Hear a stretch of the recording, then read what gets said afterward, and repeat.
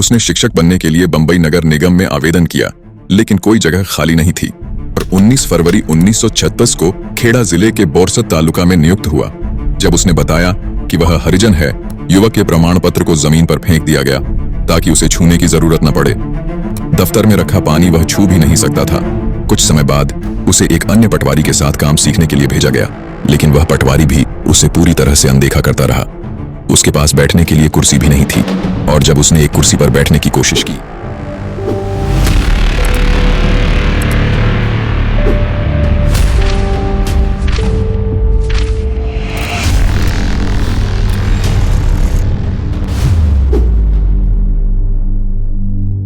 मेरे देशवासियों, आज हम आपको एक दलित युवक की सच्ची घटना सुनाने जा रहे हैं जिसने जातिगत भेदभाव का सामना किया।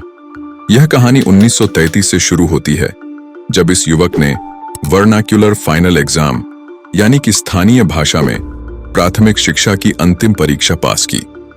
उसने शिक्षक बनने के लिए बंबई नगर निगम में आवेदन किया, लेकिन कोई जगह खाली नहीं थी। इसके बाद उसने पटवारी की नौकरी के लिए अहमदाबाद में बैकवर्ड क्लासेस ऑफिसर के पास आवेदन किया और 19 फरवरी 1936 को खेड़ा जिले के बोरसद तालुका में नियुक्त हुआ। जब उसने अपने काम का पहला दिन शुरू किया तो कार्यालय के क्लर्क ने उसे अपमानित करते हुए जाति पूछी। जब उसने बताया कि वह हरिजन है तो क्लर्क ने उसे दूर खड़े होने को कहा और यहां तक की धमकी दी कि अगर वह बाहर होता तो उसे मारता। युवक के प्रमाण पत्र को जमीन पर फेंक दिया गया ताकि उसे छूने की जरूरत न पड़े। युवक को पीने के लिए पानी तक उपलब्ध नहीं था। दफ्तर में रखा पानी वह छू भी नहीं सकता था क्योंकि उसकी जाति के कारण पानी दूषित हो जाता।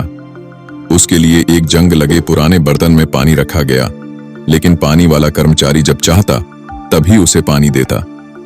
रहने के लिए भी उसे बहुत संघर्ष करना पड़ा।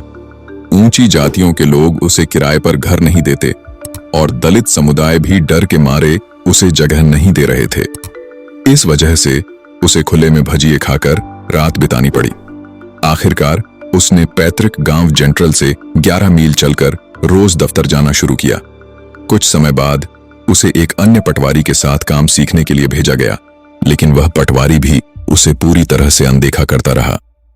एक दिन जब उसने सैजपुर गांव में जाकर गांव के अधिकारियों को सलाम किया तो सभी ने उसे अनदेखा किया।